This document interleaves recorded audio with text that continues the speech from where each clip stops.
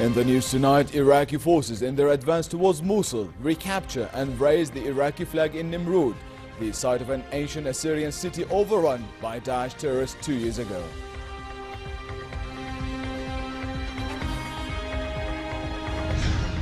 Thousands along New Zealand's east coast flee their homes as a 7.8 magnitude earthquake hits, and emergency services warn of destructive waves of up to 5 meters.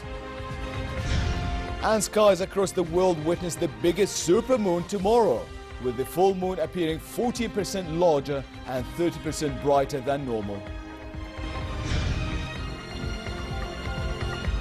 Good evening and welcome to the news at 10. His Majesty King Abdullah telephoned Saudi King Salman bin Abdulaziz to express his sympathies over the passing away of the Saudi monarch's brother, Prince Turki bin Abdulaziz. His Majesty offered his condolences to the Saudi royal family over the loss of the late prince, praying Almighty to bless his soul. Interior Minister Salam Hamad and U.S. Assistant Secretary of State for Population, Refugees and Migration Ann Richard met here in Amman to discuss cooperation mainly in the area of security. They also reviewed developments in the region as well as the consequences of the Syrian crisis at the regional and international levels. On Syria, Hamad said Jordan, as a host of a large number of Syrian refugees, cannot continue such a humanitarian role without aid from the global community, given the huge strain they place on national resources. Richard highlighted the importance of supporting Jordan to persevere under the impact of the Syria crisis and to continue its assistance to refugees, saying Jordan is a key player in regional peace and security. Iraqi soldiers said they were ready to tighten the noose around Daesh terrorists waging a brutal defense of the city of Mosul, their stronghold in Iraq. 4 weeks into the campaign to crush the terrorist group in Mosul, the city is almost surrounded, and the battle for the city is being described as the largest military operation in Iraq in 10 years of turmoil. Brigadier Ali Abdullah said Daesh members were pushed out of Bawiza and Sada villages, although progress has been slowed by the presence of civilians, as well as by suicide car bombs, roadside bombs, snipers and long-range mortars. He said the terrorists are also using a network of tunnels to carry out surprise strikes on the attacking forces. In their advance, Iraqi soldiers captured Nimrud, the site of an ancient Assyrian city overrun by Daesh terrorists 2 years ago. A military statement said troops from the 9th Armored Division liberated Nimrud town completely and raised the Iraqi flag above its buildings.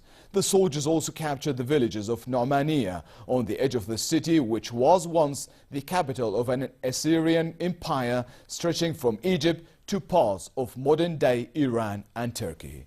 Nimrud lies on the eastern bank of the Tigris River, about 30 kilometers south of Mosul. Meanwhile, Iraqis who recently returned to the town of Hammam al-Alil, southeast of Mosul, after its recapture from Daesh, received aid and food packages from federal police forces. A mass grave with over 100 bodies found in Hammam al-Alil was one of several Daesh killing grounds. The terrorists reportedly transported 1,600 abducted civilians from Hammam al-Alil to Tel Afar before its recapture.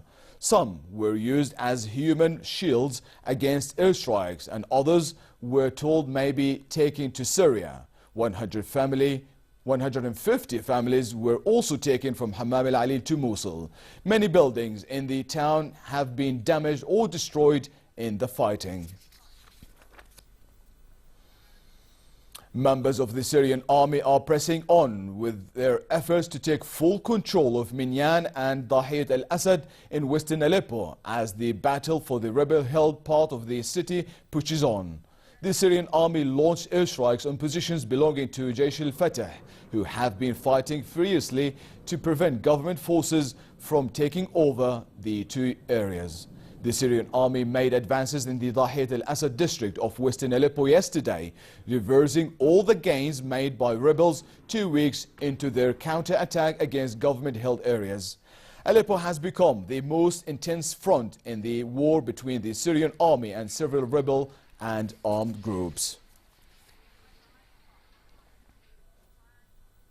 On the one-year anniversary of Paris attacks, candles and flowers were laid across sites in the city to remember the victims. In all, 130 people were killed on this day last year when groups of gunmen and suicide bombers carried out a series of attacks in Paris. Crowds gathered outside the various sites where French President François Hollande and Paris Mayor Anne Hidalgo had unveiled a series of commemorative plaques. Parisians were to form a human chain late in the day from Place de la République, a site that has become a hub for mourning since France's spate of terror attacks, and the Bataclan Theatre in memory of those killed.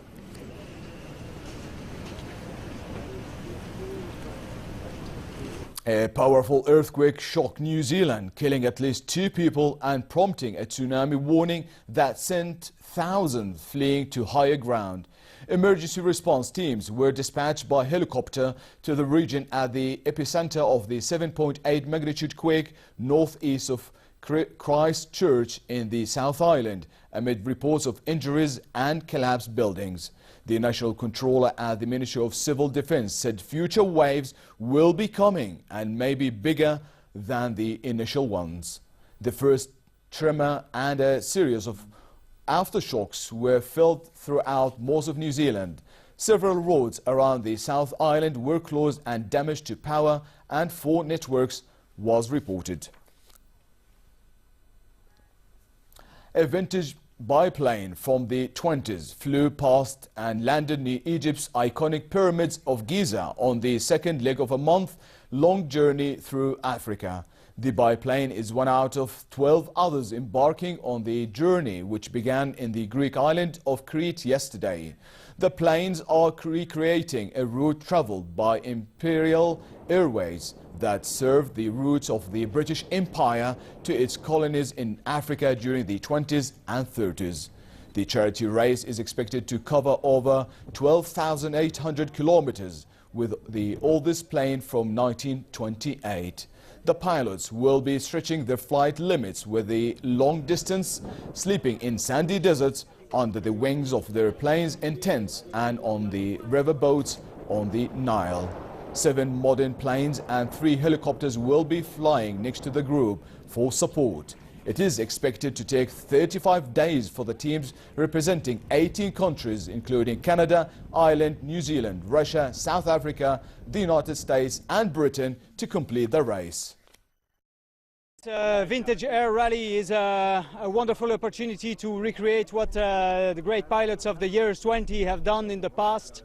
And it's now also for us an opportunity to discover this wonderful continent and of course this wonderful country, and this site in particular, the pyramids of Egypt. It's just absolutely fantastic. Tomorrow, sky gazers across the world will be treated to the biggest supermoon, a once-in-a-lifetime experience not witnessed since 1948. The moon will appear 14% larger and 30% brighter than normal. Supermoons are new or full moons that occur on the 14th of the month when the moon's orbit brings it particularly close onto Earth. But tomorrow the moon will be the closest to planet Earth since it has been in January 1948, and this month's full moon is said to be the biggest supermoon in living memory. We usually get between 4 and 6 supermoons a year, but this November is special because the moon will be closer to Earth than any time this century. It won't get as near again until 2034. And Japan breaks national record for dog participants in Yoga Day event in Tokyo. 136 dogs and their owners gathered at an museum park in Tokyo for the dog yoga event. November 13 marks the first day of Japan's annual Family Week. The week encourages family bonding and was created by the Tokyo government during 2012. The yoga instructor explained to the participants how dog yoga is useful in checking the health conditions for both humans and dogs. The slow breathing and monitoring of heartbeats help individuals detect any health problems.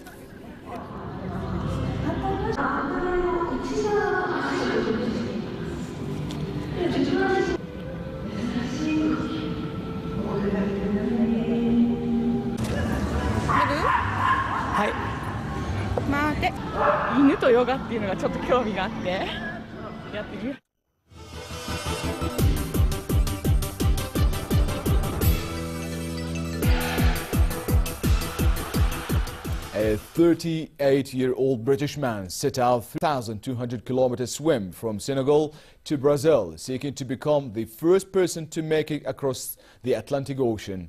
Ben Hopper, a former military policeman who has been training for the challenge since 2013, expects to take between 4 and 5 months to swim to Natal in Brazil. Hopper may have to swim through heavy seas as well as shark breeding grounds close to Brazil. He has had a lifelong passion for swimming since nearly drowning at the age of 5. He said he first conceived of the Atlantic Challenge while battling depression in later life. Deposed world number 1 Novak Djokovic suffered an early scare against Australian Dominic Thiem at the ATP World Tour Finals before launching his bid for a 5th successive title with a 6-7, 6-0, 6-2 victory. Thiem, the youngest of the 8 qualifiers for the year-ender, endeared himself to sell out O2 Arena crowd with a swashbuckling first-set tie-break. Djokovic, who could still end the year as world number 1 by doing better than new top Andy Murray, had looked reasonably comfortable if a little flat before Thiem upped the pace to take the opener. And finally, fair conditions continue across the kingdom tonight with the wind or light variable winds. Warm weather continues in most regions tomorrow with partly cloudy skies and northeasterly to northwesterly moderate winds. The Gulf Aqaba should also expect a relatively hot day tomorrow with northerly moderate winds and calm seas. Next are the lows and highs for tonight and tomorrow.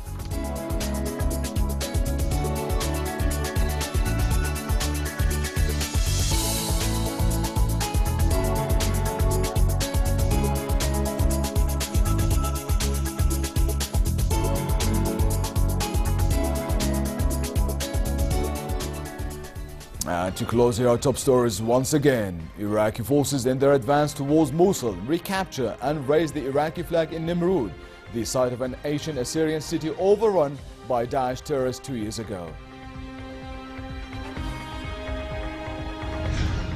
Thousands along New Zealand's east coast flee their homes as a 7.8 magnitude earthquake hits, and emergency services warn of destructive waves of up to 5 meters. And skies across the world witness the biggest supermoon tomorrow, with the full moon appearing 14% larger and 30% brighter than normal.